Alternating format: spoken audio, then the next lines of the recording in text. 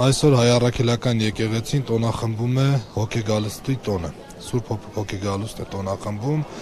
Քրիստոսի հարությունից 50 օր անց Սուրբ հոգին իջավ առաքյալների վրա եւ առաքյալները այլևս քաջալերված Սուրբ հոգով հնարավորություն ունեցան Աստծո խոսքը տարածելու աշխարհի 4 ծագերում։ Եվ այս տոնը մեզ համար կրկնակի ուրախալի է, որովհետեւ այսօր Միասնայիչ Սուրբ տաճարում եպիսկոպոսական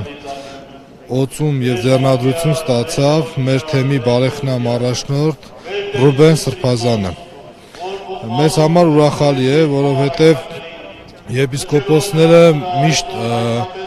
մեր եկեղեցու հիմնասյուններն են եղել եւ այսօր էլ մեր եպիսկոպոսները շարունակում են իրենց առաքելությունը, շարունակելով մնալ որպես առաքելական Սուրբ եկեղեցու հիմնասյուն եւ հավատքի պահապան։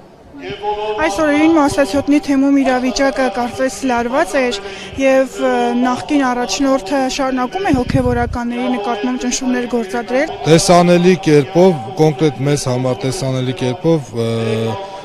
այդ ճնշումը մենք այսօր ինչպես նախկինում չենք զգում, բայց գիտենք, որ կա բացված դատական բազմաթիվ գործեր, որը բնականաբար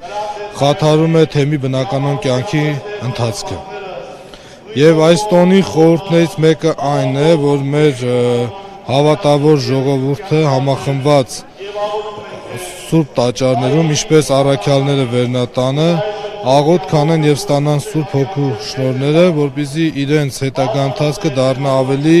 պարզ եւ հասկանալի։ Ռուբեն Սրբազանի նշանակումից հետո ինչ է փոխվել Մասասյոտնի թեմի մթնոլորտը ինչպիսին է եւ արդյոք այն փորձությունները, որ այսօր ծառացած են թեմի եւ ընդհանուր հայ առաքելական եկեղեցու առջեւ հաղթահարվելու են։